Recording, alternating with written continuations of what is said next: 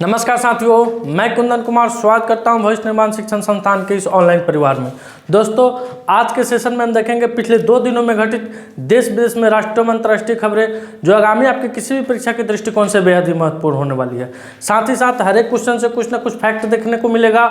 Video के last में आपसे क्वेश्चन भी पूछा जाएगा, जिसका उत्तर आपको कॉमेंट सेक्शन में देना होगा। तो चलिए शुरू करते हैं, आगाज करते हैं, श्री गणेश करते हैं एक मोटिवेशनल कोटेशन के साथ, जो आपके अंदर एक नई ऊर्जा भरने का काम करेगी और आपके तैयारी में 4 चांद लगाएगी। क्या है दोस्तों? विरासत के महलों की बात अलग है, विरासत की महलों की बात अलग है, पर फिलहाल हम अपनी कहानी खुद लिख रहे हैं। जाहिर सी बात है दोस्तों, विरासत में अगर किसी को संपत्ति मिली हो उसकी बात अलग होती है, और आप अपने बलबूते पर कोई कहानी लिखते हैं, कोई इतिहास नया कीर्तिमान हासिल करते हैं, तो उसका मजा कुछ और ही होता है।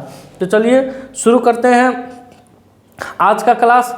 पहला क्वेश्चन है आपके स्क्रीन पर, 1 अप्रैल को कौन सा राज्य अपना स्थापना दिवस मनाया है? 1 अप्रैल को कौन सा राज्य अपना स्थापना दिवस मनाया है, या यूँ कहिए कि उत्कल दिवस कब मनाया जाता है?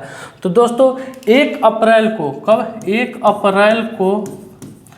अप्रैल 1936 ईस्वी में भाषाई आधार पर एक मिनट दोस्तों, देखिए यहाँ 1 अप्रैल को मनाया जाता है, जिसे उत्कल दिवस भी कहा जाता है। 1936 में यह पहला राज्य था। कौन राज्य दोस्तों? उड़ीसा राज्य पहला राज्य था जिसका गठन भाषाई आधार पर किया गया था। पहले यह बिहार का हिस्सा था। किसका हिस्सा था उड़ीसा दोस्तों? बिहार का हिस्सा था। तो कब यह अलग हुआ? 1 अप्रैल 1936 ईस्वी को अलग हुआ। उस समय इसकी राजधानी कटक थी। कहाँ थी दोस्तों? कटक थी। लेकिन 1948 ईस्वी में इसकी राजधानी भुवनेश्वर बनाया गया। उड़ीसा की राजधानी कहाँ बनाया गया? 1948 ईस्वी में भुवनेश्वर बनाया गया। सर जॉन हुबाक उड़ीसा प्रांत के प्रथम गवर्नर थे। यानी उड़ीसा प्रांत के प्रथम गवर्नर कौन थे दोस्तों? सर जॉन हुबाक थे। उड़ीसा राज्य भारत के पूर्वी तट पर बंगाल की खाड़ी के किनारे स्थित है। उड़ीसा राज्य दोस्तों भारत के किस तट पर है? पूर्वी तट पर है, बंगाल की खाड़ी के किनारे स्थित है। तो इसे क्या कहा जाता है? उड़ीसा दिवस, उड़ीसा दिवस या उत्कल दिवस। क्या? उत्कल दिवस, उड़ीसा दिवस, या क्या कहा जाता है? उत्कल दिवस कहा जाता है। तो इसका करेक्ट उत्तर क्या हो जाएगा? 4 नंबर हो जाएगा उड़ीसा। 1 अप्रैल को हम लोग कौन सा दिवस मनाते हैं? उड़ीसा दिवस, यानी उड़ीसा राज्य का स्थापना दिवस मनाते हैं, या यूँ कह लीजिए उत्कल दिवस के रूप में हम लोग इसको मनाते हैं। अब चलिए देखते हैं उड़ीसा के बारे में कुछ फैक्ट है दोस्तों। केंद्रीय मंत्री धर्मेंद्र प्रधान ने उड़ीसा के संबलपुर में भारत के पहले स्किल इंडिया सेंटर का उद्घाटन किए हैं। उड़ीसा सरकार ने स्वयं योजना लॉन्च किया है, और उड़ीसा में गुप्तेश्वर वन को जैव विविधता विरासत स्थल घोषित किया गया है। उड़ीसा के रेड आंट चटनी को जीआई टैग मिला है। उड़ीसा के मुख्यमंत्री नवीन पटनायक जी है। ये दोस्तों उड़ीसा के बारे में कुछ फैक्ट है। आगे बढ़ते हैं अगला क्वेश्चन की तरफ। अगला क्वेश्चन आपके स्क्रीन पर, हाल ही में किस राज्य को 6 पारंपरिक शिल्पों को जीआई टैग दिया गया है? हाल ही में किस राज्य के 6 पारंपरिक शिल्पों को क्या दिया गया है? जीआई टैग दिया है दोस्तों। तो असम राज्य के, किसके? असम राज्य के 6 पारंपरिक शिल्पों को क्या मिला है? अभी हाल फिलहाल में जीआई टैग मिला। इस उत्पाद को जीआई टैग के लिए कब आवेदन दिया गया था दोस्तों? तो 2022 ईस्वी में दिया गया था। देखते हैं कौन कौन से किस किस चीज़ को जीआई टैग मिला हुआ है। तो बिहू ढोल है, जापी और सारथबेरी बेल मेटल शिल्प सहित असम के 6 पारंपरिक उत्पादों और शिल्पों को जीआई टैग मिला है। असम के असरिकांडी टेराकोटा क्राफ्ट, असम पानी मेटका क्राफ्ट, सार्थेबारी मेटल क्राफ्ट और असम मिसिंग हैंडलूम प्रोडक्ट उत्पादों या अन्य उत्पादों जिन्हें जीआई टैग प्राप्त हुआ है। इन सारे उत्पादों को क्या हुआ है दोस्तों? जीआई टैग प्राप्त हुआ है। अब जीआई टैग, इस पर एक रजनीश सर के द्वारा छोटा सा वीडियो बनाया गया है, जिसका लिंक आपको वहाँ पे दिख रहा होगा। उस वीडियो को टच कीजिएगा तो लिंक के माध्यम से वो वीडियो खुल जाएगा, और जीआई टैग के बारे में जो भी आपका कन्फ्यूजन होगा, जो भी मिसअंडरस्टैंडिंग होगा, वो सारे क्लियर वहाँ से आपको सॉल्व हो जाएंगे। तो हम आशा करते हैं कि आप लोग उस लिंक को टच करके जीआई टैग वाला वीडियो जाकर देख सकते हैं।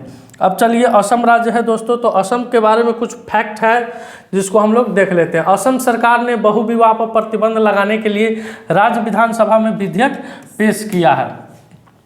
असम के राज्यपाल ने सरपंच संवाद मोबाइल ऐप का अनावरण किया है।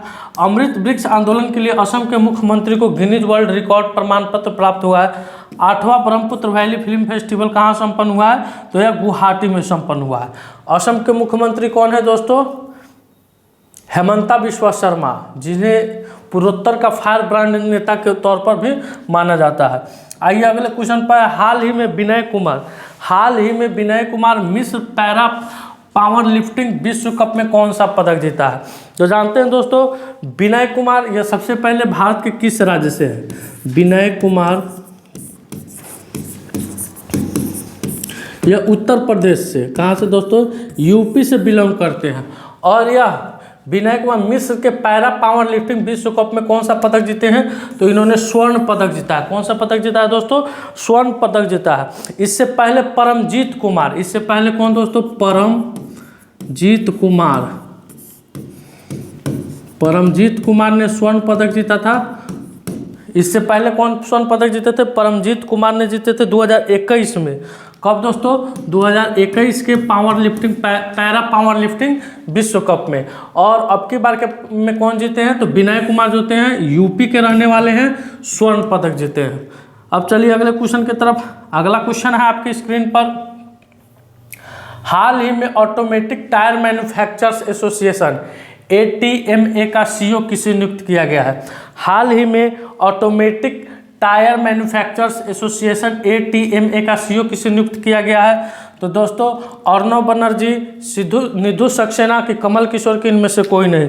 तो दोस्तों इस क्वेश्चन का करेक्ट उत्तर हो जाएगा अर्णव बनर्जी। अर्णव बनर्जी को अभी ऑटोमेटिक टायर मैन्युफैक्चरर्स एसोसिएशन यानी ATMA का CEO नियुक्त किया गया है। इसी का दोस्तों शॉर्ट फॉर्म क्या है?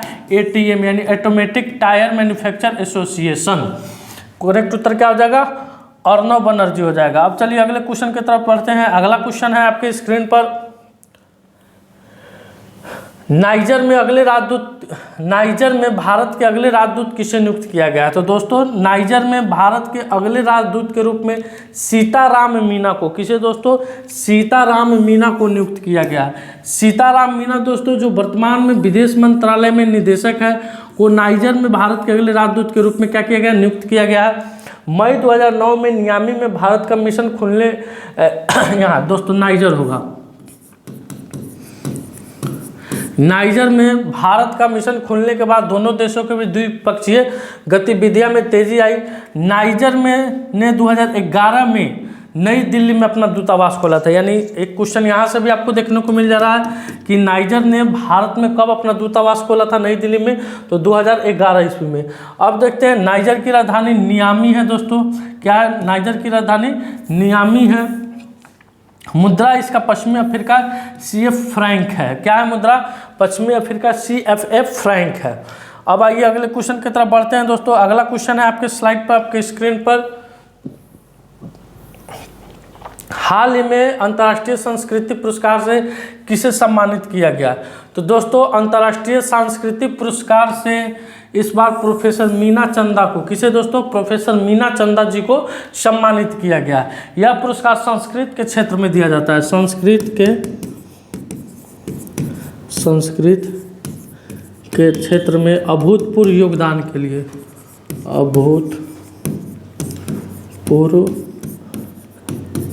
योगदान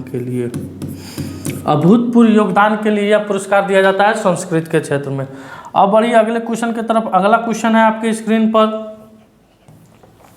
हाल ही में संयुक्त राष्ट्र महिला अधिकार और लैंगिक समानता मंच के 69वें सत्र का अध्यक्ष किसे नियुक्त किया गया है? तो दोस्तों हाल ही में संयुक्त राष्ट्र महिला अधिकार और लैंगिक समानता मंच के 69वें सत्र का अध्यक्ष सऊदी अरब को नियुक्त किया गया है। किसे नियुक्त किया गया है दोस्तों? सऊदी अरब को नियुक्त किया गया। और आप जानते हैं कि 69वां तो ये है दोस्तों 69 नंबर का, और 68वां कौन था? तो फिलीपींस था। 68वां नंबर का अध्यक्षता कौन किया था? तो फिलीपींस किया था दोस्तों। अब चलिए ये 2025 कब दोस्तों? 2024-25 के लिए यह मान्य है। कौन कर रहा है? सऊदी अरब कर रहा है दोस्तों। अब चलिए अगले क्वेश्चन की तरफ चलते हैं। अगला क्वेश्चन है आपके स्क्रीन पर। हाल ही में अंतर्राष्ट्रीय बाजरा वर्ष 2023 का समापन समारोह कहाँ हुआ है दोस्तों? बाजरा कहिए, मिलेट्स कहिए, मोटे अनाज कहिए, श्रीअन्न कहिए, ये सारे माने यह इंडिया के द्वारा चलाया गया दोस्तों। बाजरा वर्ष यानी मिलेट्स अनाज, मोटे तौर पर जो भी अनाज होते हैं, ज्वार हुआ, बाजरा हुआ, मक्का हुआ, इन सब चीज़ों को जो कि लुप्त के कगार पर होते जा रही थी, इनको फिर से इनके व्यंजनों का जो स्वाद होता है, लाजीज व्यंजन बनते हैं, इन सभी को फिर से रखा जा रहा है। इसीलिए अंतर्राष्ट्रीय बाजरा वर्ष यानी 2023 में बाजरा वर्ष शुरू किया गया था, जिसका समापन इस पर हुआ है रोम में। कहाँ हुआ है दोस्तों? रोम में। इटली की राजधानी है रोम, वहाँ पर इसका समापन समारोह चला है दोस्तों। अब चलिए अगले क्वेश्चन की तरफ चलते हैं दोस्तों। अगला क्वेश्चन है, 1 अप्रैल से भारतीय वायुसेना पूरे देश में कौन सा 10 दिवसीय मेगा अभ्यास प्रारंभ करेगी? तो दोस्तों 1 अप्रैल से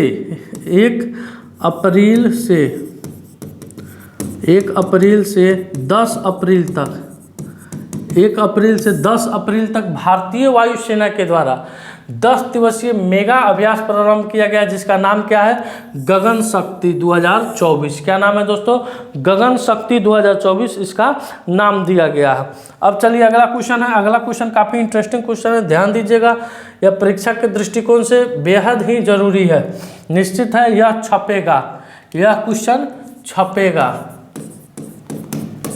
किसी न किसी एग्जाम में आपके यह क्वेश्चन निश्चित तौर पर छपेगा। खासकर बिहार के जो भी बच्चे तैयारी कर रहे हैं प्रतियोगी परीक्षाओं की, वो इस क्वेश्चन पर थोड़ा ध्यान दीजिएगा। क्वेश्चन कह रहा है दोस्तों, बाल विवाह मुक्त भारत अभियान के तहत जारी रिपोर्ट के अनुसार वर्ष 2022-23 में सबसे ज़्यादा बाल विवाह कहाँ रोके गए हैं? तो दोस्तों सबसे ज़्यादा बेरोजगारी बिहार में है, तो जाहिर सी बात है कि सबसे ज़्यादा बाल विवाह कहाँ रोका जाएगा? बिहार में ही रोका जाएगा। तो यह किस अधिनियम से हुआ है दोस्तों? बाल विवाह अधिनियम 2000 बाल विवाह अधिनियम। बाल विवाह अधिनियम के तहत कोई भी लड़का या लड़की का उम्र 18 साल और लड़का का उम्र 21 साल, लड़की का 18 साल और लड़का का 21 साल होना चाहिए। यानी इससे कम उम्र पर अगर आप किसी का शादी कर रहे हैं तो क्या होता है? बाल विवाह के अंतर्गत माना जाता है। तो सबसे ज़्यादा दोस्तों बाल विवाह कहाँ रोके गए हैं? तो 1 नंबर पर आपका बिहार है, यानी बिहार में सबसे ज़्यादा रोके गए हैं। 2 नंबर पर आपका पश्चिम बंगाल है, ठीक है दोस्तों। 3 नंबर पर आपका उत्तर प्रदेश है और 4 नंबर पर आपका झारखंड है। ये ऑप्शन सीरीज वाइज क्रम में भी सजा के दे दिया गया ताकि आपको याद करने में आसानी होगी। 1 नंबर पर बिहार, 2 नंबर पर पश्चिम बंगाल, 3 नंबर पर उत्तर प्रदेश और 4 नंबर पर झारखंड है दोस्तों। तो चलिए अगले क्वेश्चन की तरफ बढ़ते हैं। अगला क्वेश्चन है आपकी स्क्रीन पर, भारतीय खेल प्राधिकरण एवं भारतीय तैराकी महासंघ के सौजन्य से पटना में आयोजित खेलो इंडिया अस्मिता जूनियर महिला तैराकी प्रतियोगिता किस खिलाड़ी ने 1 स्वर्ण और 2 रजत पदक जीती है? तो इसका करेक्ट उत्तर हो जाएगा दोस्तों कात्यायनी सिंह। कात्यायनी सिंह ने पटना के तैराकी महासंघ के सौजन्य से जो खेलो इंडिया अस्मिता जूनियर महिला तैराकी प्रतियोगिता थी, उसमें दोस्तों इन्होंने 1 स्वर्ण जीता है, 1 स्वर्ण जीता है और 2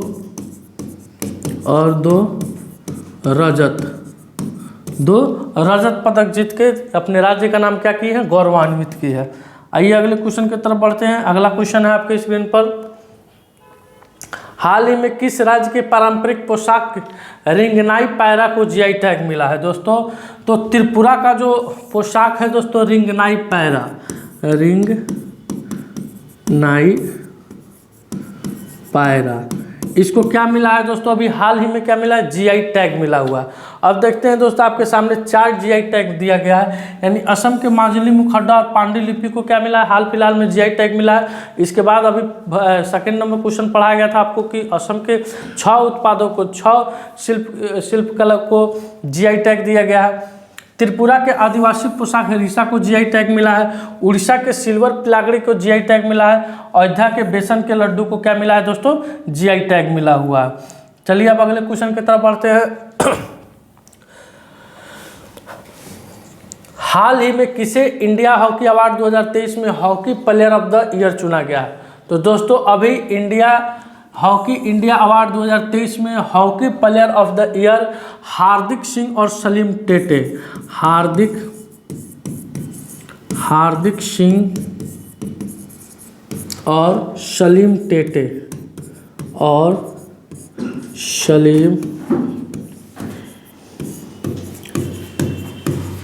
सलीम टेटे को यानी दोनों को कंबाइंड तौर पर क्या चुना गया है, हॉकी इंडिया अवार्ड 2023 के लिए बेस्ट प्लेयर ऑफ द का अवार्ड इन दोनों को दिया गया है। तो इसका करेक्ट उत्तर क्या हो जाएगा, ऑप्शन नंबर सी हो जाएगा, ऑप्शन नंबर 3 हो जाएगा, यानी A+B हो जाएगा। चलिए अगले क्वेश्चन की तरफ। अगला क्वेश्चन है आपके स्लाइड पर, हाल ही में किसने PIB प्रधान महानिदेशक के रूप में कार्यभार संभाला है। तो दोस्तों सैफ शरण PIB के प्रधान महानिदेशक के रूप में अपना कार्यभार को क्या किया है, संभाला है। अगला क्वेश्चन है आपके स्क्रीन पर, सिग्मा महोत्सव 2024 का आयोजन किस राज्य में हुआ था। तो दोस्तों इंडिया में जितने भी महोत्सव है, त्यौहार है, उन सभी का मैंने 3 पार्ट में शॉर्ट्स वीडियो बनाया है, जो कि आप मेरे यूट्यूब के चैनल पर जाकर, भविष्य निर्माण शिक्षण संस्थान के चैनल पर जाकर वहां से शॉर्ट्स वीडियो को देखकर वहां से आप तीनों महोत्सव को, यानी 3 पार्ट में बांटा गया है, 1-1 मिनट का वीडियो है, 3 मिनट लगेगा आपको मुश्किल से मुश्किल देखने के लिए। तीनों मिनट में आप उस सारे वीडियो के, यानी इंडिया में कौन फेस्टिवल कहाँ मनाया जाता है, उन सारे को वहाँ पे दर्शाया गया है। तो इस सिग्मा महोत्सव 2024 का आयोजन किस राज्य में हुआ है दोस्तों, तो इसका करेक्ट उत्तर हो जाएगा गोवा में हुआ। या नए अन्न के स्वागत के अवसर पर, नए अन्न के स्वागत के अवसर पर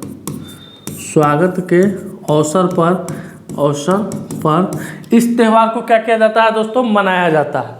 अब चलिए अगले क्वेश्चन की तरफ बढ़ते हैं। अगला क्वेश्चन है आपके स्क्रीन पर, विश्व ऑटिज्म जागरूकता दिवस कब मनाया जाता है।